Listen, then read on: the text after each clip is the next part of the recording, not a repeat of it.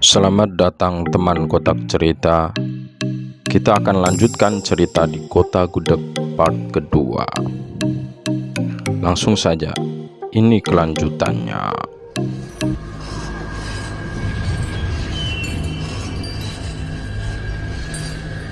Kamu jangan meremehkan apa yang bisa dilakukan bangsa kami, ucap Rimbun. Loh, siapa yang meremehkan? Maksud saya, kenapa dia harus pakai khodamnya buat ngelawan saya? Emang saya siapa? Lagian ini bukan pertandingan resmi yang bakal dapat gelar sabuk juara WBC kan? Udahlah, nggak usah berlebihan. Ini cuma sparring biasa. Latihan doang kok, latihan, kata gue panjang lebar. Masalahnya dia salah tanggap. Dikiranya kamu datang buat nantangin dia, kata Rimbun. Nantangin gimana sih? Jelas-jelas saya ramah gitu sama dia. Gue mulai kesel. Cincin kamu, itu sumber masalahnya. Rumah saya. Dia kira kamu datang buat adu kekuatan khodam. Ya kali deh, nggak mungkin dia tahu soal cincin ini sama kamu. Udah deh, nggak usah mikir berlebihan. I'll be fine, kata gue makin kesel. Dasar keras kepala. Ya sudah, terserah kamu. Yang jelas saya sudah peringatkan kamu. Lebih baik kamu bicara baik-baik dan jelaskan sama dia kalau kamu tidak bermaksud menantang. Assalamualaikum, sahut Rimbun sambil memudar dan akhirnya hilang entah kemana.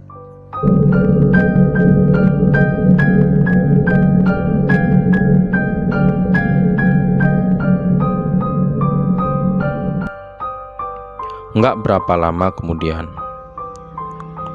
Babab datang. Kita berdua pun langsung cabut menuju Sasana lagi sesuai janji gue sama Mas Agus. Setibanya di Sasana, Mas Agus udah ada di ring, lagi pemanasan kayaknya. Buset, gue nggak ngira serius bener dia. Seketika percakapan gue sama Rimbun kembali terngiang. Mas Agus pun tersenyum melihat kedatangan gue. Dia langsung turun dari ring dan menyambut gue dengan muka riang dan ramah. Berbanding terbalik 180 derajat sama sikapnya tadi pagi yang dingin dan agak ketus. Tapi entah kenapa gue ngerasa ada yang beda dari sikapnya ini. Weh, datang juga nih jagoan kita. Salut sama sampean. Monggo siap-siap dulu, sambut Mas Agus. Makasih Mas, janji itu emang harus ditepatin Mas. Kali ini giliran gue yang nunjukin sikap kurang ramah sama dia. Oke, aku kering duluan. Kalau sampean udah siap, monggo masuk ring, ujar Mas Agus.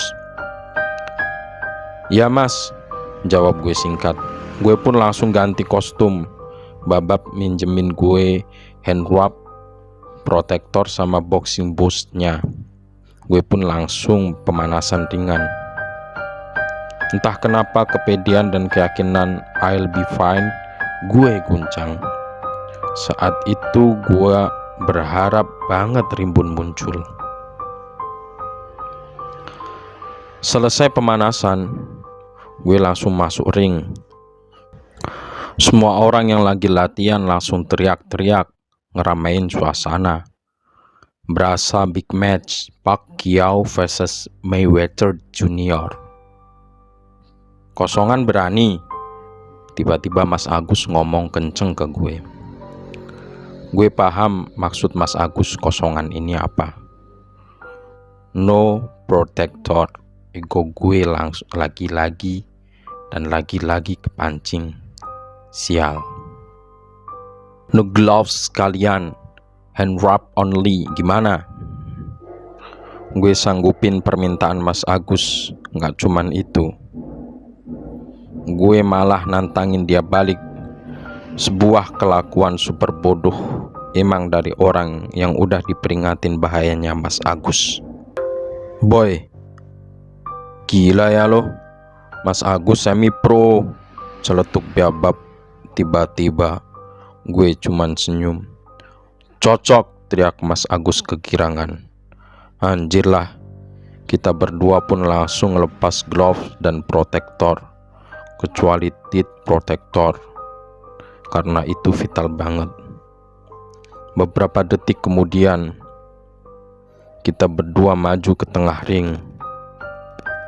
Wasit pun ngasih instruksi standar untuk kita main fair play, dan sparring ini berlangsung dalam 5 ronde doang. Gue sama Mas Agus mangut-mangut. Setelah itu kita berdua balik ke corner masing-masing. Gue sempetin berdoa untuk ngilangin rasa cemes gue.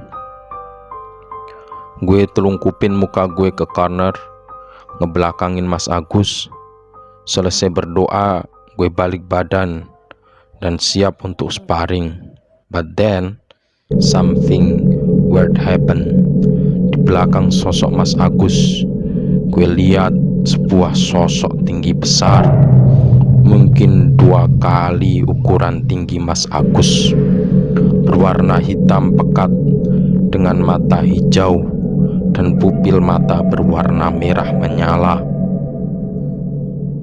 Sosok ini bertanduk satu, nggak simetris di bagian tengah, dengan 2 taring yang nggak sama panjang ukurannya, keluar dari sudut bibirnya yang juga nggak jelas.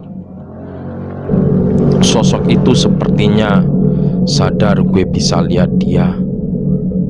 Begitu juga Mas Agus.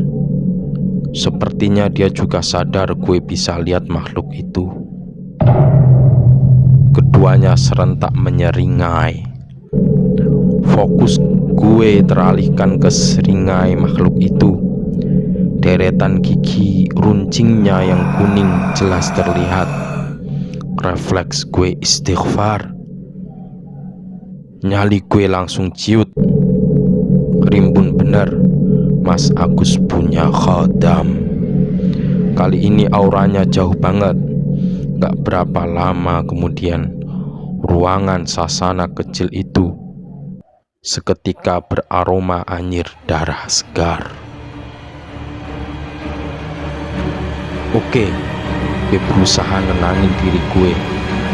Gue sugesti diri gue dengan ngebatin sendiri, gue punya Allah, dan ini cuman sparring, so I'll be fine. Gue pun melangkah maju. Mas Agus juga. Tepat sebelum ring bell dibunyiin, Mas Agus nyeletuk. Piye punyaku? Ndak kalah toh sama punyamu? Mana dia? Pengen rasanya gue teriak manggil Rimbun, tapi gue yakin dia lagi ngambek sama gue karena kelakuan gue tadi. Gue pun balas perkataan Mas Agus dengan senyuman akhir. Teng, ring bell akhirnya bunyi. Satu hantaman keras langsung menyergap pipi kiri gue. Nyeri, tapi tangan kanan gue juga refleks ngayun ngehantam pipi kiri Mas Agus. Dia senyum, gue senyumin balik. Semenit berikutnya kita mulai baku hantam. Jujur baru kali ini gue ngerasain pukulan dari seorang pro wrestler. Bener-bener sakit, nggak kayak dipukul babab. Sampai pada akhirnya, entah menit keberapa, satu pukulan Mas Agus mengarah ke ulu hati gue. Dan dalam sepersekian detik, gue bisa lihat kalau pukulan itu dilakukan bukan cuma sama tangan Mas Agus, tapi juga tangan makhluk hitam itu. Gue pun seketika roboh. Dada gue sesak, nafas gue berasa pendek, dan seluruh badan gue ngerasain nyeri yang amit-amit belum pernah gue rasain sebelumnya. Telinga gue berdenging nyaring. Sayup-sayup gue cuma denger wasit mulai ngitung. 1, 2, 3, 4, 5. Gue berusaha bangkit dan alhamdulillah berhasil. Gue ngacungin jempol ke wasit sebagai tanda gue baik-baik saja, walaupun sebenarnya enggak. Gue lihat Mas Agus, dia tersenyum licik penuh kemenangan. Tailah, dalam hati gue mengumpat. Selanjutnya gue kasih senyum sinis ke Mas Agus. Pesiwar dimulai. Yap, dalam pertandingan apapun, mental adalah kuncinya. Beberapa detik setelah gue bangun, bel berbunyi. Saved by the bell. Gue pun jalan sempoyongan ke corner gue. Bapak kelihatan khawatir. Doi ngasih gue minum. 2 ronde berikutnya gue bener-bener dijadikan samsak hidup sama Mas Agus. Hampir nggak ada pukulan gue yang ngefek ke Mas Agus. Sementara pukulan-pukulan Mas Agus sukses nyederain pelipis, pipi, rusuk, dan ulu hati gue. Selama dijadiin samsak hidup itu pula, gue selalu lihat 2 tangan yang mukul badan gue. Tangan Mas Agus plus dilapisin makhluk hitam tinggi itu.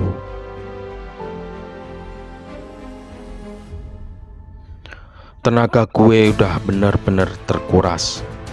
Satu-satunya tenaga yang tersisa cuman emosi gue yang akhirnya gue lupain tanpa gue kontrol lagi. Emosi kejadian tadi pagi. Di saat itu tiba-tiba Rimbun muncul lagi dan tanpa basa-basi dia bilang pukul bahunya, terus ngilang lagi. Gue berusaha mencerna omongan Rimbun. Ini agak bertolak belakang sama logika gue. Mukul bahu gak akan terlalu berimpact apa-apa sih setahu gue. Tapi dalam sepersekian detik ada feeling.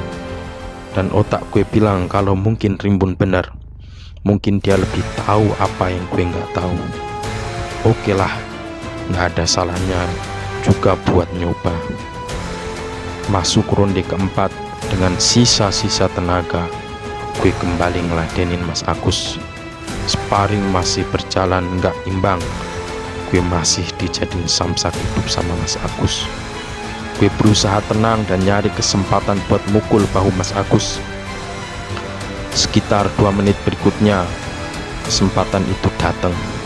Gue berhasil mukul bahu kiri Mas Agus. Mas Agus kaget.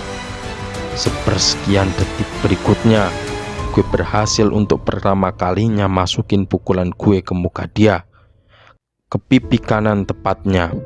Mas Agus terhuyung dan mundur. Sayangnya tenaga gue gak memungkinkan untuk ngejar dia. Tapi gue cukup puas lihat reaksi Mas Agus kena pukulan dari gue. Gue tersenyum. Another pesiwar. Gue alihin pandangan gue ke makhluk hitam jelek itu. Mukanya kelihatan marah. Gue makin senyum dengan lebar. Rasa tengil gue muncul. Gue pikir gue ada di atas angin dengan tahu titik lemahnya. Tapi ternyata gue salah. Mas Agus sama makhluk hitam jelek itu makin beringas. Gue berusaha main taktis, tapi ya enggak banyak berguna sih. Karena pukulan-pukulan Mas Agus masih banyak masuk ke badan dan muka gue. Sampai akhirnya di satu momen gue berhasil masukin 2 pukulan beruntun ke bahu Mas Agus. Gue lihat makhluk hitam jelek buduk itu mengerang.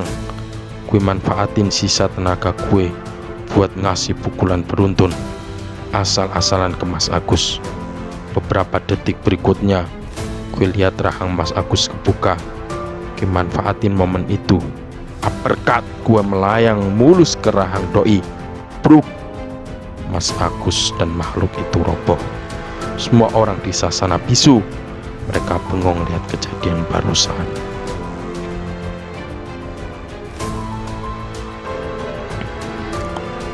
Sekian part kedua. Lanjut part 3. Jangan lupa untuk teman-teman semua yang senang dengan video channel ini untuk subscribe, like, komen, dan share.